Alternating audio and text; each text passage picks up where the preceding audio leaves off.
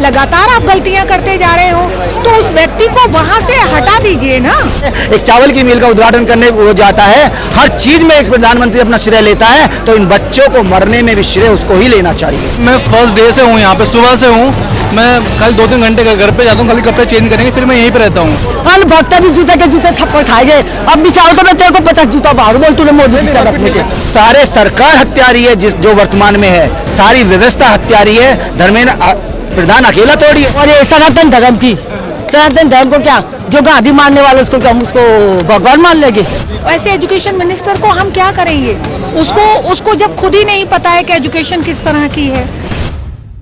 Sir वो उनको पता सब कुछ है, लेकिन एक होता है ना कि अनसुना करते हैं, वो जानबूझ के, वो खुद आगे नहीं आ रहे, वो अपने जो उनके जो है ना चमचा लोग, उनको आगे कर रहे हैं।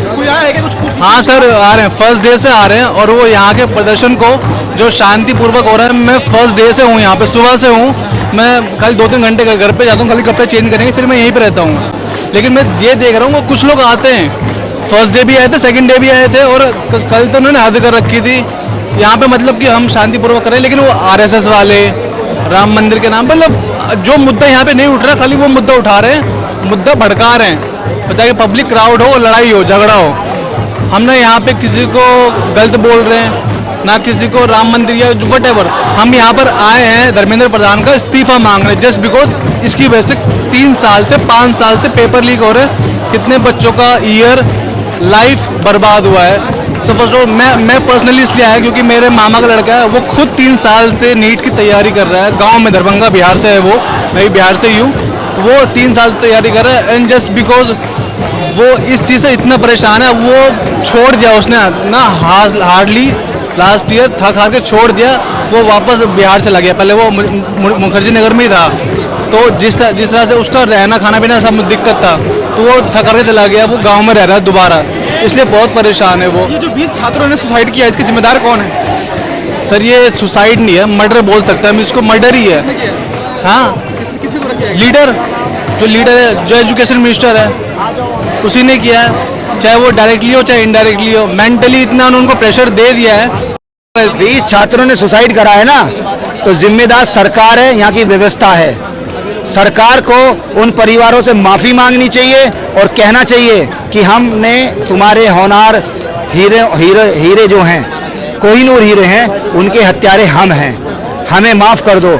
हम भविष्य में ऐसा नहीं होने देंगे, किसी भी बच्चे को मरने नहीं देंगे। लेकिन ये सरकार जब 700 किसानों को खा सकती है तो 20 बच्चों को भी खा सकती है।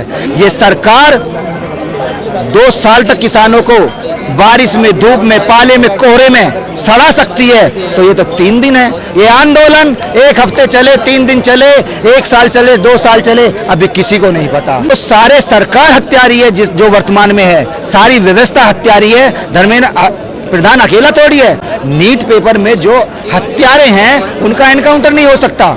जब छोटी छोटी बातों पे एनकाउंटर हो सकता है, तो 20 बच्चों के हत्यारे हैं वो जिन्होंने पेपर लीक हुआ है कराए, उनका एनकाउंटर होना चाहिए, उनके घरों को जमींदोज कर देना चाहिए। बुलडोजीकरण हो रहा है ना इस देश के अंदर, तो जो नीट पेपर को लीक करने वाले हैं उनके ऊपर बुलडोजर क्यों नहीं चला? बुलडोजर चला देना चाहिए और उनको एनकाउंटर में मार देना चाहिए। उनके तो बाप भी पेपर लीक नहीं करेगा, वो तो सोचने के भी नहीं है जन्म जन्म तक कि पेपर लीक करें।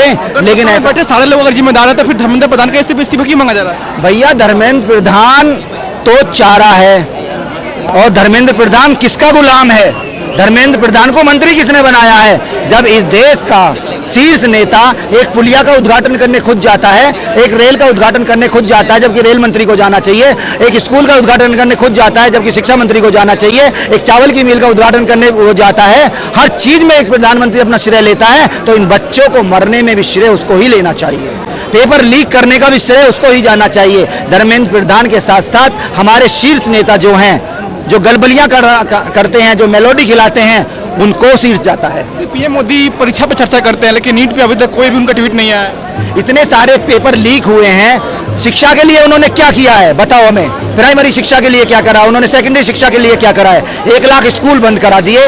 मैं उनसे सवाल पूछता हूं, तुमने गरीबों की शिक्षा के लिए क्या प्रबंध किया है?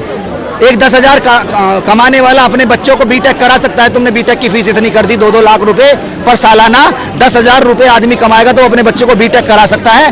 2 बच्चे अगर किसी के हैं, अगर 20,000 रुपए महीने कमा रहा है इस एनसीआर में, वो अपने बच्चों को सही से पाल नहीं सकता। तुमने क्या कर रखा है इस देश का? इस देश का तुमने जहन्नुम बना दिया, नरक बना दिया। अगर तुम्हें नरक देखना है तो यहाँ आइए और यहाँ की सरकार से मिलिए, तुम्हें नरक के दर्शन करा देगी। कुछ लोग कह रहे हैं कि यहाँ पर जो कॉकरोच जनता पार्टी की फंडिंग पाकिस्तान से आ रही है, बांग्लादेश से आ रही है।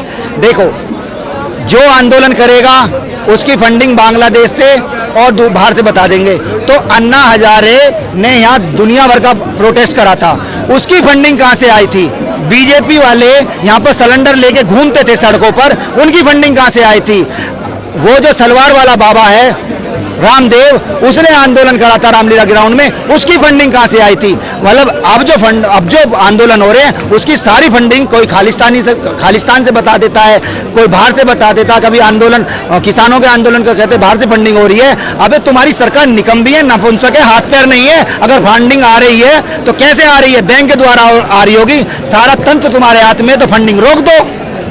तुम्हारा गृह मंत्री क्या कर रहा है? तुम्हारी सारी ये इतनी सेनाएं क्या कर रही हैं? तुम्हारा इतना इंटेलिजेंस क्या कर रहा है? तुम अपने इंटेलिजेंस को लगाओ, फंडिंग रोको। ये तुम्हारी नाकामी है। अगर तुम्हारे कार्यकाल में ऐसी फंडिंग हो रही है तो ये तुम्हारी नाकामी है। तुमको रोक देनी चाहिए उस फंडिंग को। बोल रहा भाषण करा बेचारा, नहीं बोल सकते। अभी तो बोले कुछ नहीं, अभी तो जूता का मार भी खाएंगे। वो जब इसमें बोल रहा है ना, अनभक्त भी खाएंगे, अनभक्त भी जूते के जूते थप्पड़ खाएंगे। अब बेचारा तो मैं तेरे को 50 जूता मारू। बोल तूने मोदी की सबक लेके, तू बोले अपने ढंग से बोल, ढंग से आवाज कर ले। जो 20 लोगों ने सुसाइड किया, कौन जिम्मेदार है इसकी? इसके जिम्मेदार सरकार है, रॉबर्ट टब भी है, सरकार भी है, अडानी अंबानी है, अमित शाह है, राजनाथ है और ये धर्मेंद्र प्रधान है। इसके पास सबका होना चाहिए, सबका। राजनाथ का पहले चाहिए। राजनाथ ने क्यों ऐसे बोला कि मेरे आरएस में मेरा इस्तीफा नहीं है? किसका नहीं है? आरएस के है कौन? कौन है आरएस? कौन है? ये प्रधानमंत्री है। आरएस है कौन? प्रधानमंत्री है। किसने बनाई? हमने तो नहीं बनाई संगठन, हमने तो नहीं बनाई संगठन। किसने बोला था कि संगठन बना? क्या हमारी आवाज है? आम जनता की आवाज है? ये आरएस के गुंडे की जवाबदारी है। किसकी? ये बजरंग दल वाले और ये सनातन धर्म की। सनातन धर्म को क्या, जो गांधी मानने वाले उसको क्या हम उसको भगवान मान लेंगे? गांधी को मरवा दिया, इंदिरा गांधी को मरवा दिया, राजीव गांधी को मरवा दिया, आरएस ने मरवाया। और क्या, जब से इंदिरा गांधी को मारा, बात सुनने, गांधी को मारा और इंदिरा गांधी ने शादी करी, जब से ये आरएस बड़ी हुई, जब से इसके परिवार के पीछे पड़ी। अभी तुम ये भी देख लो, इसकी भी जांच कर लो। और जो गुजरात के अंदर जितना कांड हुआ उसके अंदर भी आरएस का हाथ है। अब ये तेरे बच्चे हैं, ये बच्चे मेरे नहीं है। तेरे बच्चे तो तेरे को जलन होगी, मैं तो प्रधानमंत्री, मेरे को ऐसे जलन होगी। मैं तो सब जनता का माल खा रहा हूँ ना, मैं तो जनता का माल खा रहा हूँ। माँ बाप को दुख हो तो माँ बाप को पता है ना, बच्चे पढ़ाए लिखा है तो माँ बाप को पता। अब ये बच्चे की भविष्यवाणी खराब, उसका जवाबदारी कौन? इस बच्चे की भविष्यवाणी खराब कर, इसकी जवाबदार कौन दे? हमको कौन से प्रधानमंत्री के पास जाएंगे? क्या डाबर टप प्रधानमंत्री है? डाबर टप प्रधानमंत्री है, अमित शाह प्रधानमंत्री है, आरएस वाले प्रधानमंत्री है, मोदी है। मोदी हमको जवाब दे, ये सबका जवाब दे। मोदी पूरा हिंदुस्तान का दे, पूरा हिंदुस्तान का साथ लेकर जवाब दे। देश भर में जो है प्रोटेस्ट चल रहा है, हिंदुस्तान का कहा ना मैंने, हिंदुस्तान का प्रोटेस्ट का जवाब दे। और ये प्रधान धर्मेंद्र प्रधान, ऐसे तो प्रधान कितना 50 लाएगा मोदी? क्यों कि चोर बटेरे भाई इकट्ठे।